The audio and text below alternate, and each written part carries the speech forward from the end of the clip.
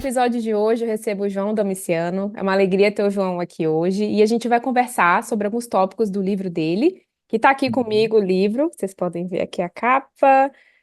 O livro é Anatomia Torcida dos Mitos, Perspectivas da Antropologia Estrutural à Clínica Psicanalítica. Tá aqui uma capa bem interessante, né? Que já dá aí uma sinalização sobre essa ideia da torção, né, João? Então, Uhum, uhum. bem-vindo e é uma alegria te receber aqui. Obrigado, Mari. Estou muito contente de estar aqui nessa conversa contigo. E bem, você comentou da capa, acho que a gente podia começar Uma por boa. isso. Vamos, Né? achei fantástica. É uma obra de um artista brasileiro chamado Henrique Oliveira, ou Tá, Henrique de Oliveira, agora fiquei nessa dúvida. tá. Mas é muito interessante, porque ele faz esse jogo, né, entre um campo da natureza. Então, ele tem vários dessas instalações em que você tem troncos, raízes saindo do concreto e se misturando, né? Ah, E achei que conversou bem assim com o livro, essa ideia da anatomia torcida, né? Desse tronco que ele vai de cima a baixo ah, nessa instalação. E ele foi muito gentil de ceder a imagem para a gente colocar, enfim, foi ah. uma boa conversa. Não, muito legal a proposta, né, desse tronco torcido. E eu acho que a gente vai chegar um pouco nessa ideia da torção, né? Isso mais para o final Uhum, da conversa, mas já dá aqui algum sinal para a gente de algum dos tópicos do livro. Mas antes da uhum. gente entrar mesmo, assim, em alguns tópicos, eu sempre gosto de perguntar qual foi, assim, o contexto, João, que o teu livro surgiu, como a ideia, talvez, ou de onde surge, né, para a gente conhecer mais desse contexto. Olha, Mari, acho que a ideia ela vem meio que misturada. Porque, veja, é um livro. É curioso, eu estava pensando nisso a hora que a gente, durante a semana, pensando nessa Ah, conversa, e é um livro que o grosso dele eu finalizei há uns 10 anos, né? ah, Porque é uma pesquisa de muito tempo, tá. assim, o grosso, eu digo, principal parte, né? E depois fui lapidando, né? De Uhum, lapidando até o momento da publicação, levou um tempo. Mas essa forma final, ela deriva de um mestrado, né? uhum, Então, mas não só um mestrado, porque o tema do mito ele se mistura com a minha entrada na psicologia. Então, eu fui atrás da psicologia, interessado nessas narrativas, A ideia da clínica até era uma coisa secundária, nem passava assim nas preocupações imediatas. Então, eu sempre tive essa coisa entre a psicanálise e a antropologia no horizonte, né? uhum. E logo que eu entro na psicologia, eu começo a pesquisar alguma coisinha, e aí eu fiz umas duas, três iniciações, mais um mestrado, que é o resultado do livro. Né? Então, Nossa, é uma pesquisa aí que, se for contar em tempo, durou uns 7, 8 anos. Né? Entre sim, sim, graduação, um tempo sim. fora, depois o mestrado, foi por esse caminho. E sempre nesse trabalho entre a psicanálise e a antropologia. Né? Nesse Tá. sentido, foi um grande encontro, o encontro com o meu orientador do livro, né, o Christian Dunker, que encontrou ali um estudante de segundo ano de graduação, e eu falei, cara, eu queria estudar esse negócio. Ele, não, pô, muito bacana, vamos lá. E aí foi uma troca muito interessante desde então, né, nessa Aham, interlocução, assim. Então, aham. fazendo as pontes entre esses dois campos do conhecimento, né? E outra pergunta que eu gosto de fazer é assim, sobre os desafios, né? A gente sabe que a escrita, a elaboração, a pesquisa exige, né, Uhum. do autor, exige de quem está ali, né, nesse trabalho que eu acho que é super árduo e que merece todo o reconhecimento. É, como teve algo assim mais desafiador? Merece reconhecimento. Dá um trabalho, né? É, É, olha, eu acho que tem dois desafios principais que eu encontrei aí, né? O primeiro talvez tenha sido esse de buscar construir algumas pontes. Então, uma pessoa que estuda psicanálise chegar na antropologia, assim como uma pessoa que está estudando antropologia dialogar com a psicanálise, isso eu estou falando ali 2005, 2006, né? Isso. Nesse começo, nesse momento, a interlocução era muito atravancada, né? Uhum. O pessoal da antropologia tem uma história ali com relação à psicanálise, uma série de críticas históricas, até trato isso grande Isso. parte no livro, né? Desses embates e tensões com Freud, Malinowski, Boas, etc. Então, mas isso produz efeitos, né, para pensar a genealogia da conversa hoje, como que estão dispostas as forças hoje. E na psicanálise também ainda tem uma dificuldade aí, e eu acho que a dificuldade ela passa, por um lado, de como que se entende o Lévi-Strauss. Então, geralmente, Lévi-Strauss, o Lacan, né? Falava do Lévi-Strauss, estruturas elementares do parentesco. E aí para por aí, né? Sendo Isso. que o Lévi-Strauss estudou durante 40, 50 anos mitos, né? E o Lacan estava dialogando com isso.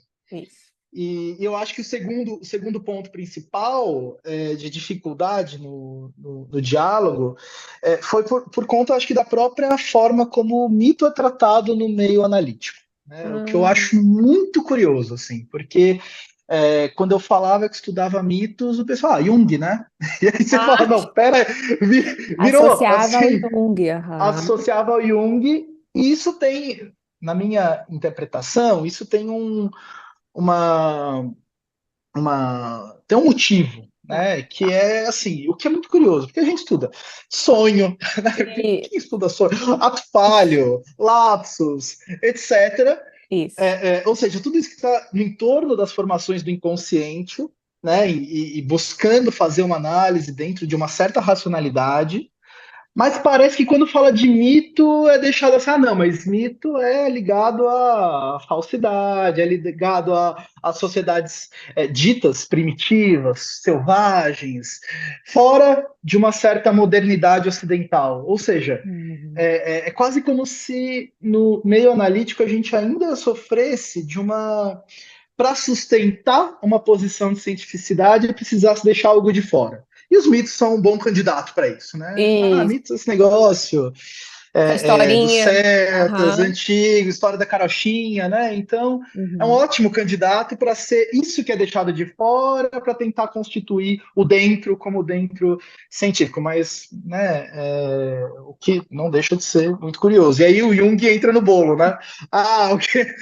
O Freud Total. ali fazendo uma análise desses místicos Jung, né? E tudo bem, Uhum. acho que a gente pode fazer uma crítica ao modo de análise junguiano, mas daí a você contaminar o tema, né, por essa Ah. avaliação do autor, é outra história, né, de Uhum. fato. Uhum. Uhum. Então, até primeira parte do livro foi tentando reconstituir assim a legitimidade e a extensão do debate na obra, especialmente do Freud e do Lacan, né, com quem eu estava trabalhando Isso. mais, Isso. mostrando assim a extensa presença do tema, né, porque do contrário, parece que nunca se falou e que só se tenta Fiquei. negar, né? Aham. Não, muito legal. E legal você ainda trazer essa primeira parte do livro, né? Então, já entrando um pouco, né, no tema.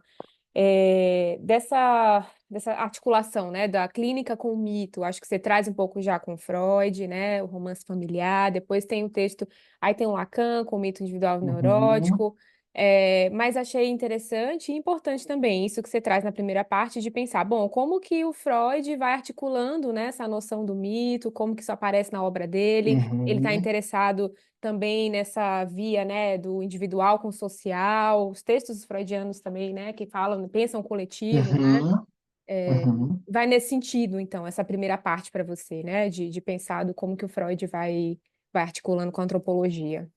Acho que até um pouco antes, e talvez parte da tese é a centralidade do tema, porque tem Tá. um lugar assim muito especial, o primeiro momento que o Freud começa a falar de mito, Aham, que é um mês antes dele pensar a ideia do Édipo. tá. E são coisas que vêm ligadas lado a lado, Isso. porque o Freud estava às voltas, né, com a teoria do trauma dele, a neurótica, né, Isso.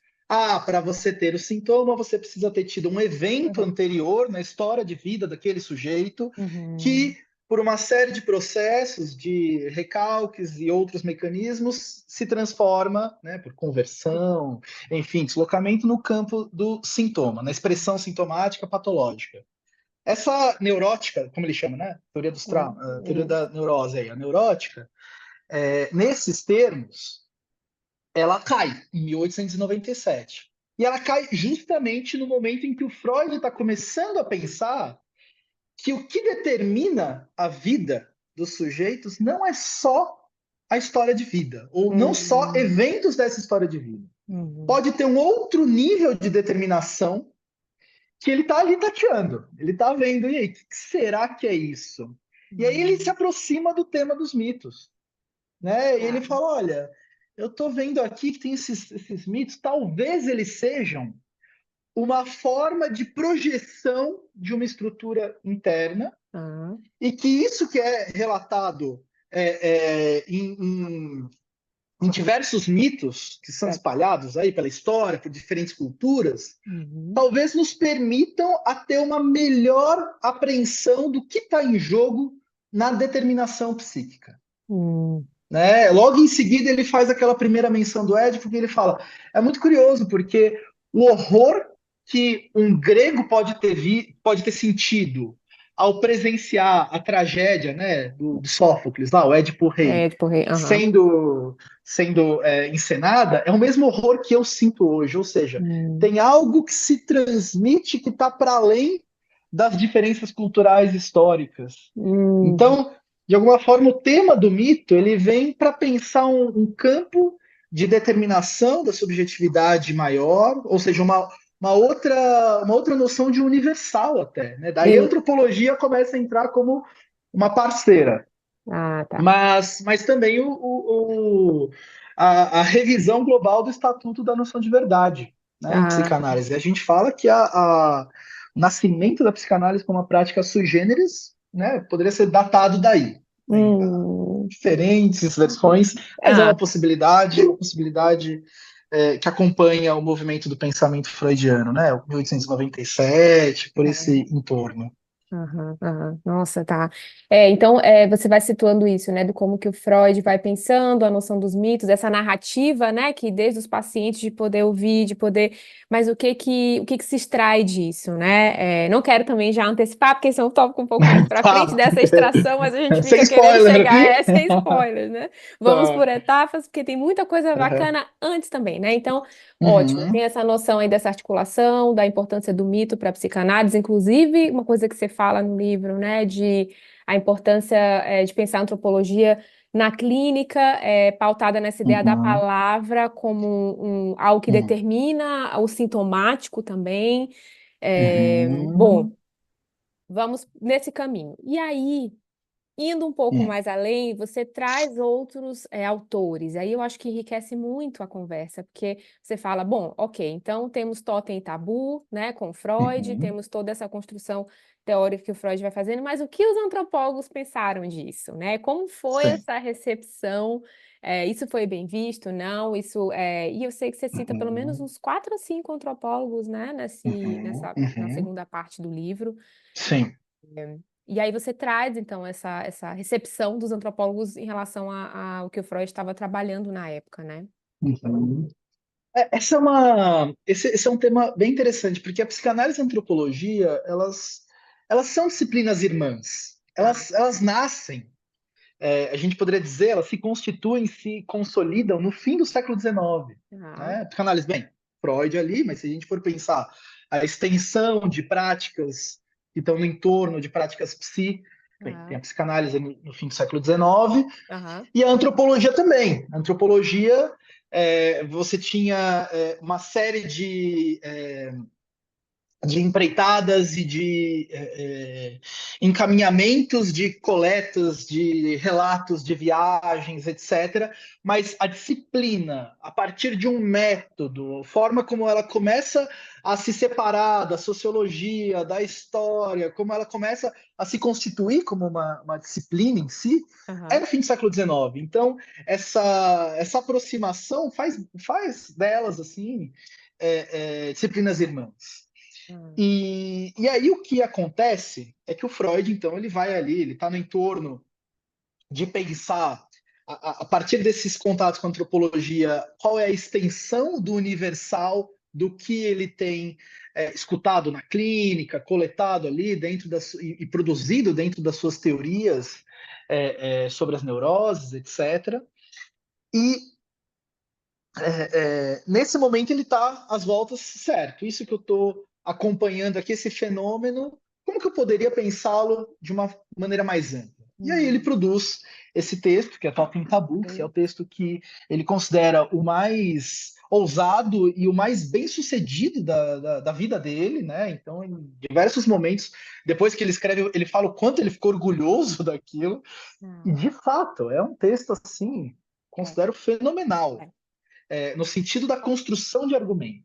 O que o Freud faz é muito curioso, porque ele faz uma torção ou uma inversão do uso do mito. Né? Até então, ele estava às voltas com diferentes mitos ou com a lógica mítica ali, pensando como tensionar o campo do individual e do coletivo, né? Uhum. Do histórico, da histórica ali dentro de um contexto de uma análise mais sociológica, etc., mas tomando o mito como um dado. O que ele faz em Totem Tabu é produzir uma versão de um mito.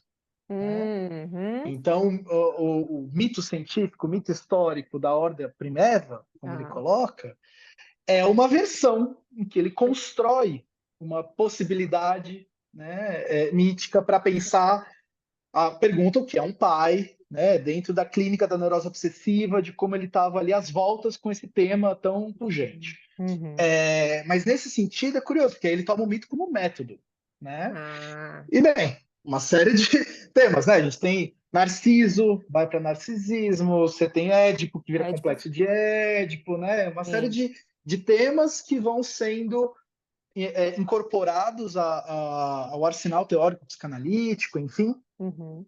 Mas o Freud constrói, então, o Totem Tabu, e isso tem um impacto na cena antropológica nascente. O problema de Totem Tabu Uhum.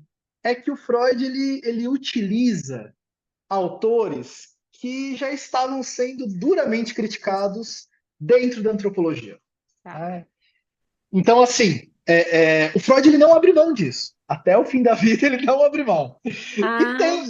tem um sentido.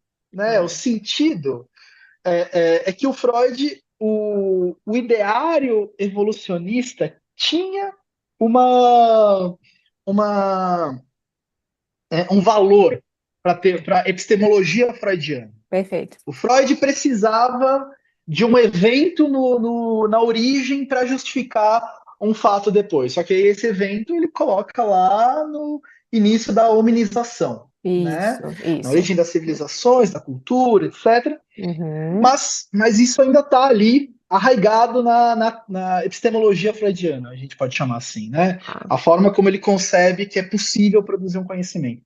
E aí o que acontece é que os antropólogos começam a cair de pau em cima dele, no sentido de falar, olha, isso que você está usando não é bem assim, isso aqui não serve para isso não foi desse jeito. De qualquer forma, Totem Tabu marca o debate entre psicanálise e antropologia durante a primeira metade do século XX, Hum. né? Até o evento Levi-Strauss é Totem e Tabu que está no cerne. Isso. Então você vai ter a crítica do Malinowski, porque o Malinowski é aquele que é o cara que estabelece o método Ah, antropológico, tá. né? Como que você vai relatar uma certa experiência, como que você faz uma etnografia, como é que você Uhum. transforma isso numa etnologia, como é que você pode então depois extrair dados e conceitos disso, etc. Uhum. Uhum. Então, você vai ter crítica do Malinowski, você vai ter crítica do Rivers, do Boas, do Moss, né, grandes antropólogos desse começo, mas Sim. todos, e isso eu acho que é importante, às vezes a Ah. gente perde de vista, todos tinham uma relação com a psicanálise de respeito e admiração ainda. Ah, tá.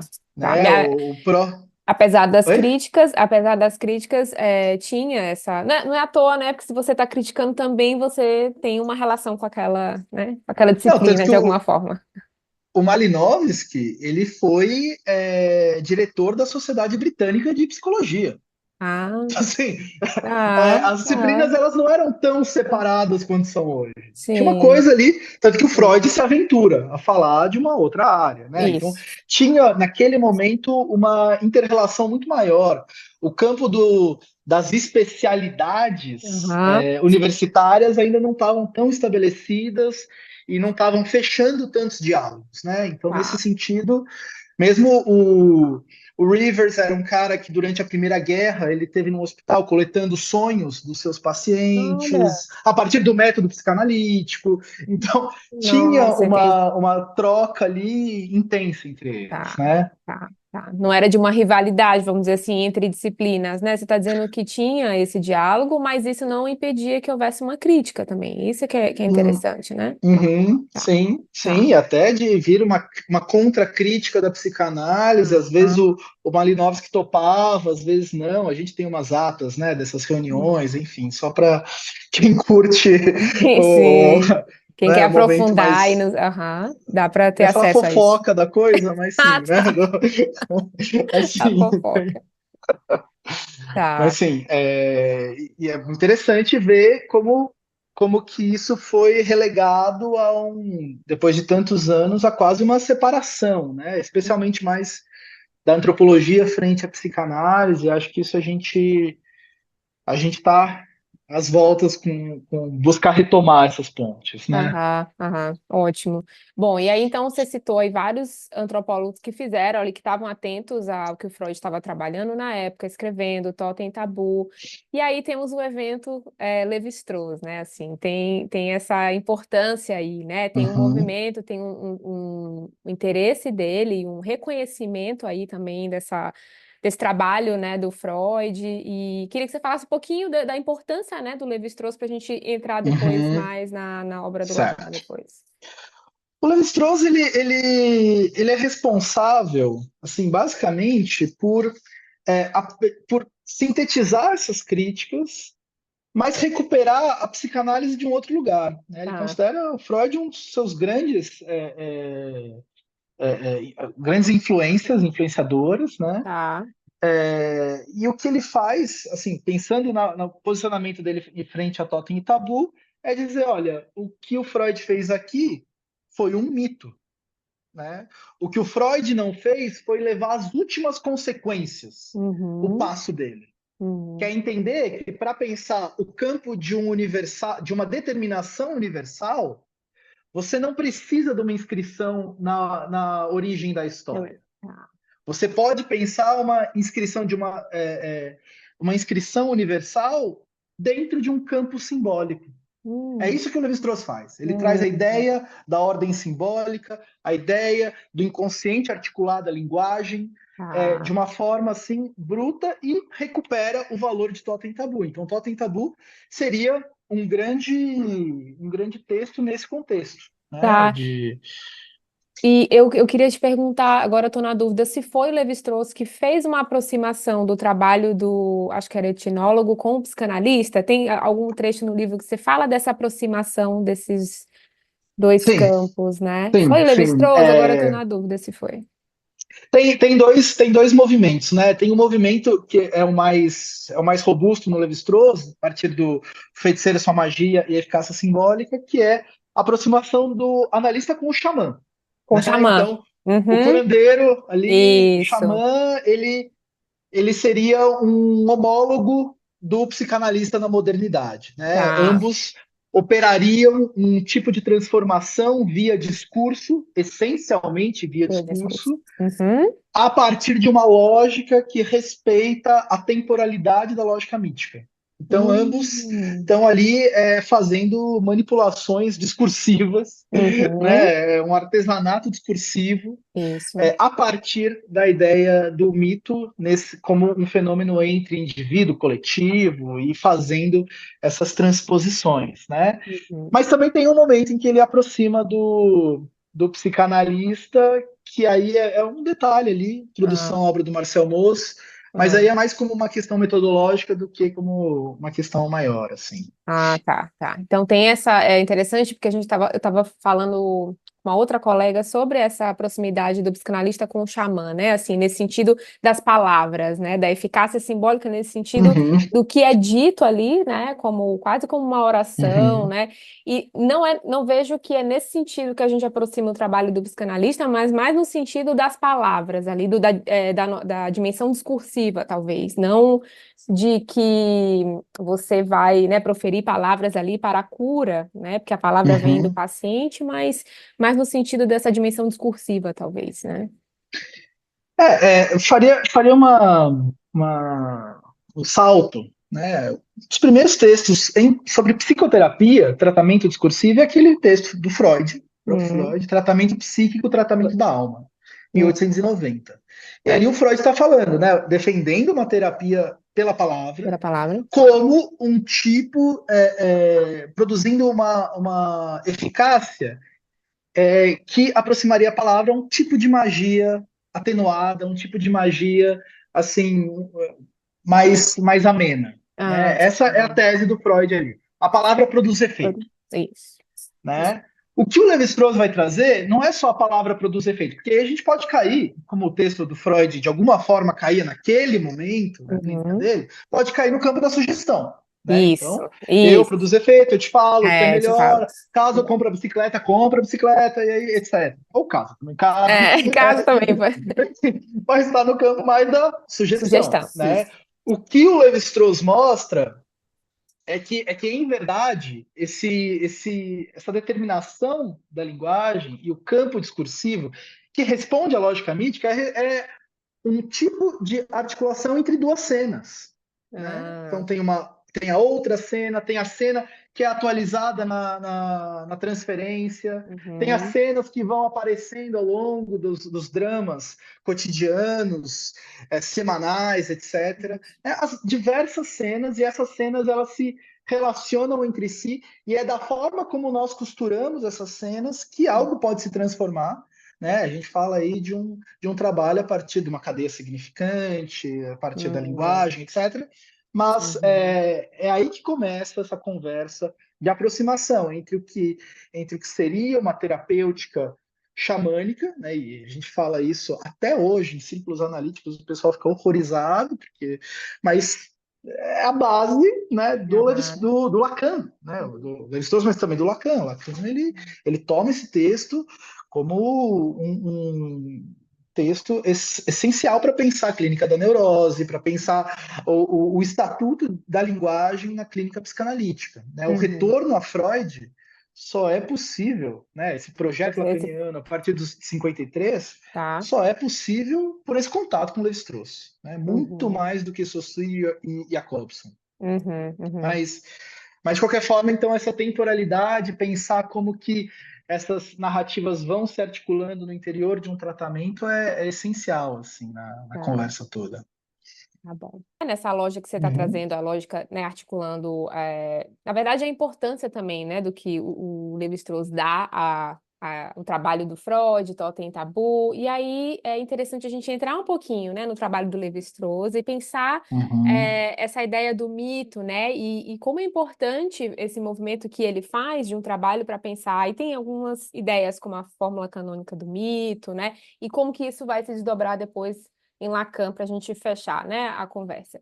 Mas entrando um pouquinho no Levi-Strauss, né, assim, uhum. para pensar essa ideia do mito, o trabalho que ele faz. O mito, ele tem um lugar central para o Levi-Strauss. Então, ele começa estudando estruturas de parentesco, depois ele está ali estudando ritual aqui, totemismo ali, mas o campo dos mitos, de alguma forma, ele tem uma posição estratégica que é o seguinte: se na hora que você está contando uma história completamente aleatória sobre a origem do mundo, a origem da árvore, a origem dos seres humanos, etc., você percebe que nessa história tem algo que vai se repetindo em diferentes Hum, sociedades, em diferentes culturas. Essa ideia da recorrência, isso. né, e da semelhança entre essas histórias, elas nos levam a pensar, ok, então tem um nível de determinação, voltando, né, Aham. que talvez seja de um universal que a gente precisa entender de qual é o seu estatuto.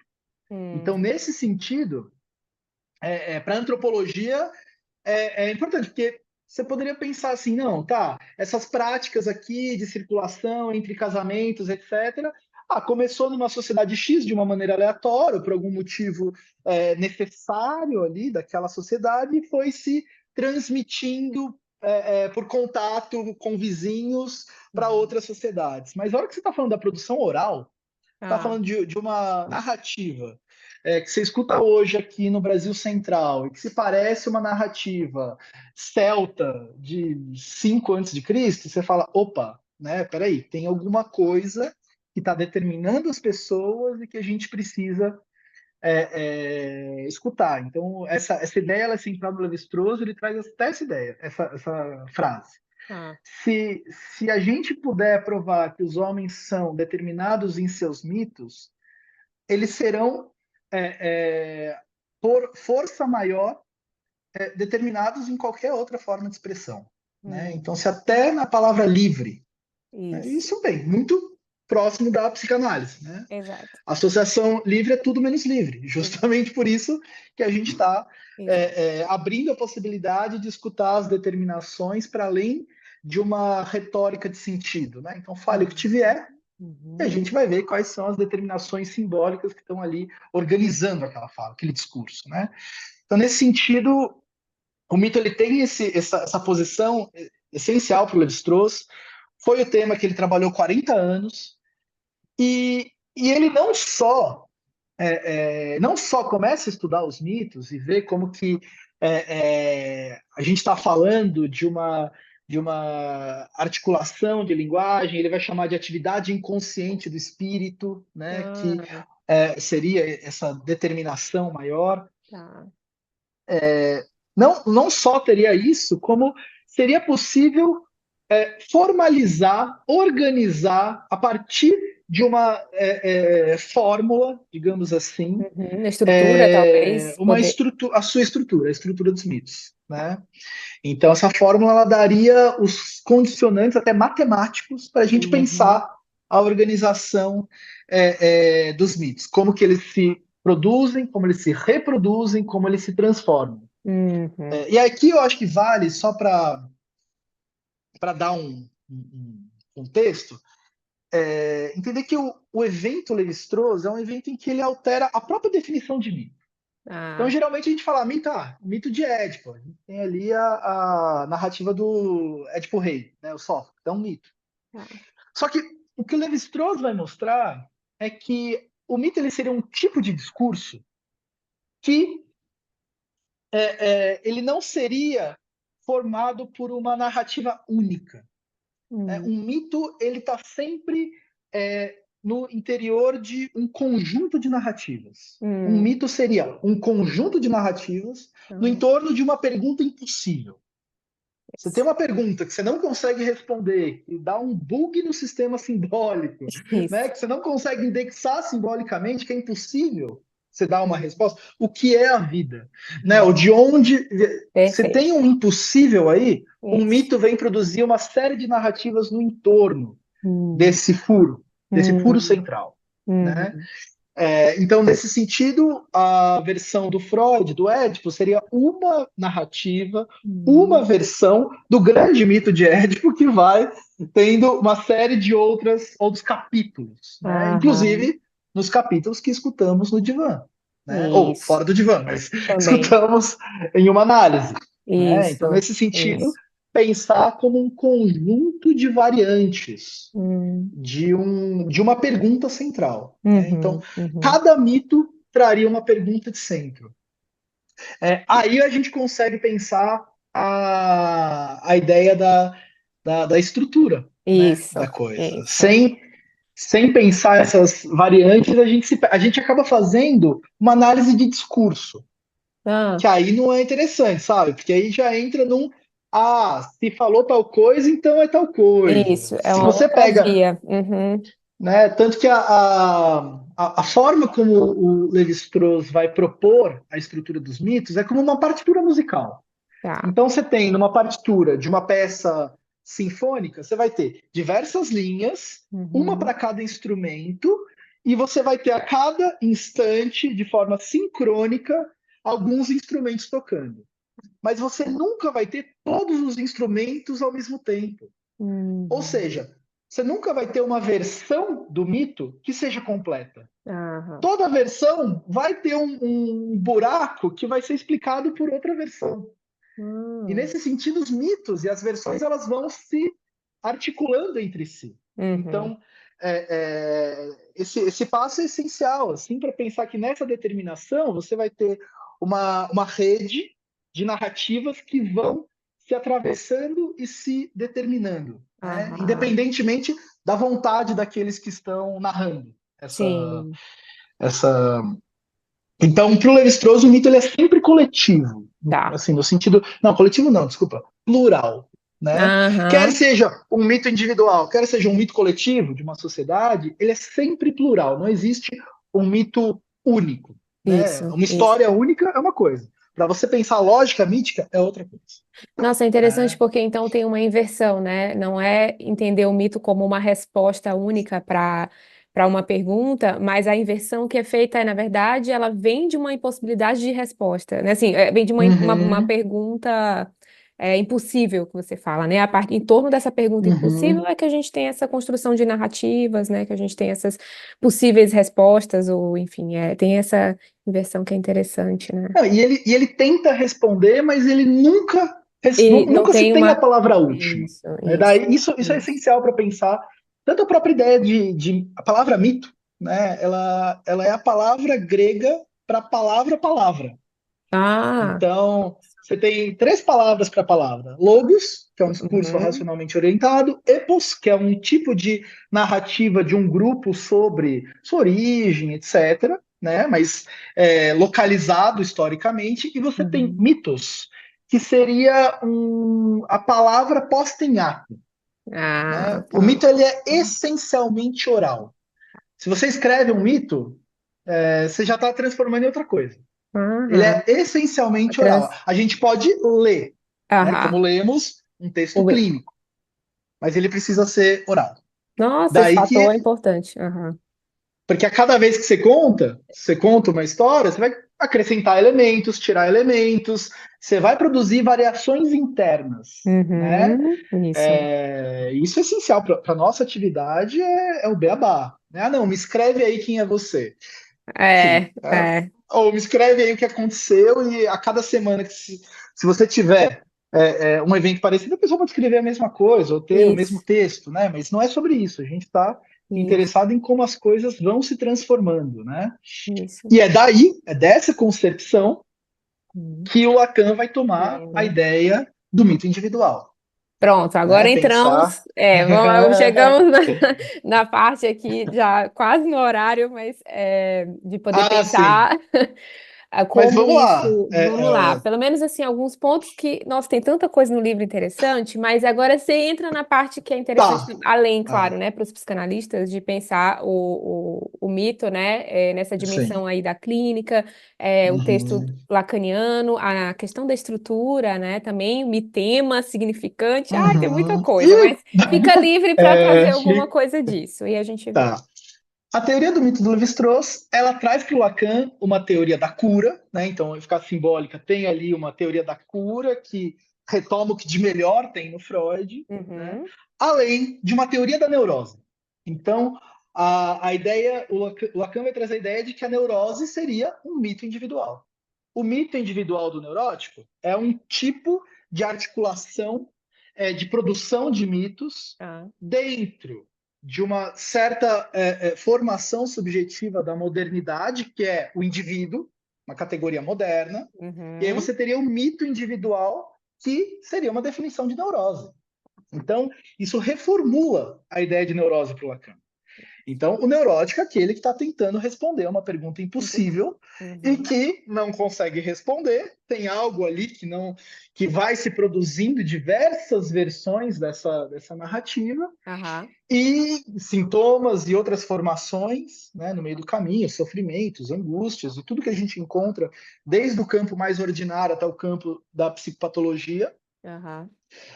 Então, nesse sentido, a primeira apropriação estrutural do ideário estruturalista do Lacan vem pela teoria dos mitos do Lévi-Strauss, né? Tá. Ele deixa isso claro em diversos momentos.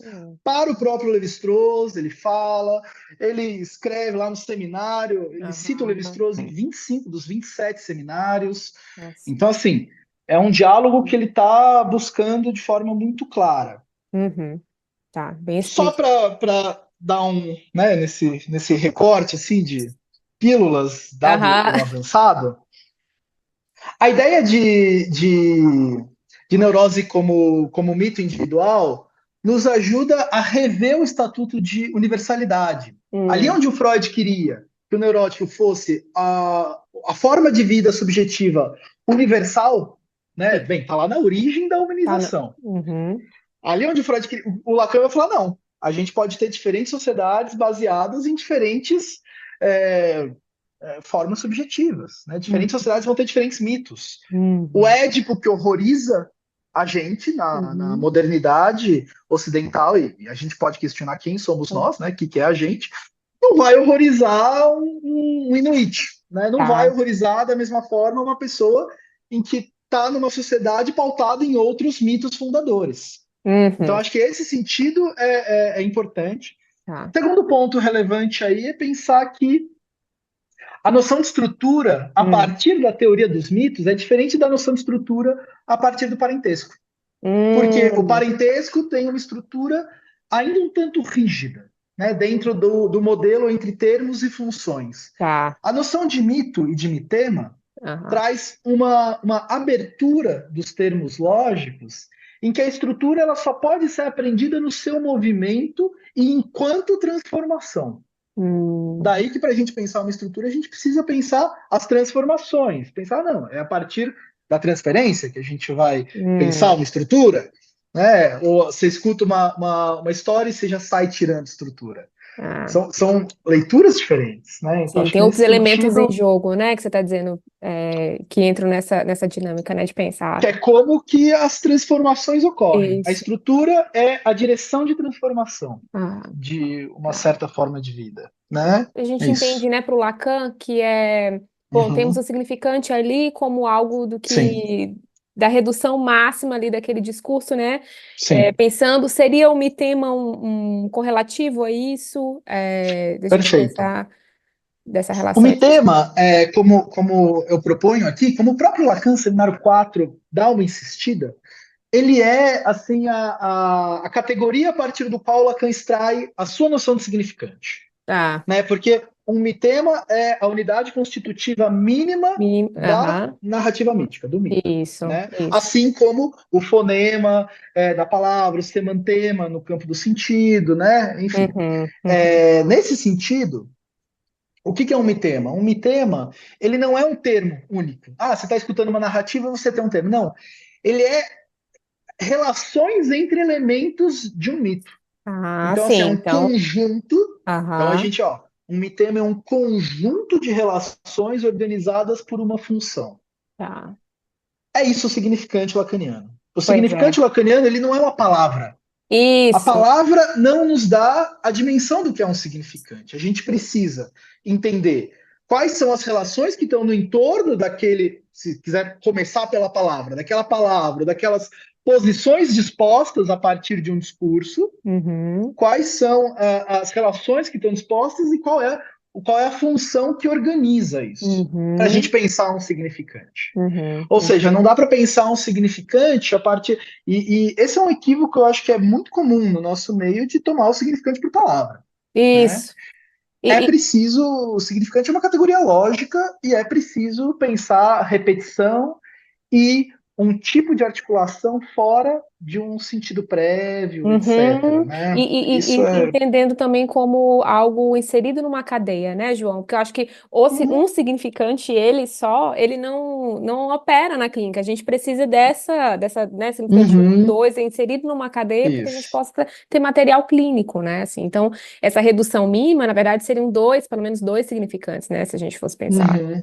na clínica. Até quatro, né? Quatro, Se quiser. o bucle, A estrutura quaternária que o Lacan depois vai tomar para Hum, ser como um metamodelo, uhum, ela vem da estrutura dos mitos do isso, Lévi-Strauss, mais do que do parentesco, né? A tá, fórmula canônica do mito, que a gente não tratou aqui, mas é uma estrutura quaternária que você tem um ah, elemento heteróclito no quarto termo, né? tá. Mas é muito interessante, enfim. E Aliás, aí, esse elemento da fórmula canônica do mito se chama dupla torção final, daí a ah, torção isso, chegamos na da torção. estrutura dos mitos, enfim. Fica para Aham, uma conversa, acho que isso, mais isso. extensa. Tá ótimo. Nossa, João, eu sempre, o meu maior desafio aqui é encerrar esse diálogo, porque tem outros mil tópicos que a gente quer abordar, mas fica sempre algo de fora e é importante para quem estiver assistindo ir atrás do livro do João e ler e aprofundar, enfim. Antes de Legal. fechar, tem alguma coisa, alguma última coisa que você queira comentar que talvez a gente não tocou ou estamos satisfeitos, ou enfim, fique à vontade, o espaço é teu. Acho que é isso. Acho que é isso. Te agradeço, né, pelo espaço para Imagina, conversa imagina. e ótimo, quero saber notícias. Sim, eu que agradeço. É sempre uma alegria estar dialogando e espero que a gente continue dialogando, seja nas redes sociais, seja aí por outras vias. E é isso, então, obrigada de novo e até a Legal. próxima. Valeu, Mari. Até, pessoal.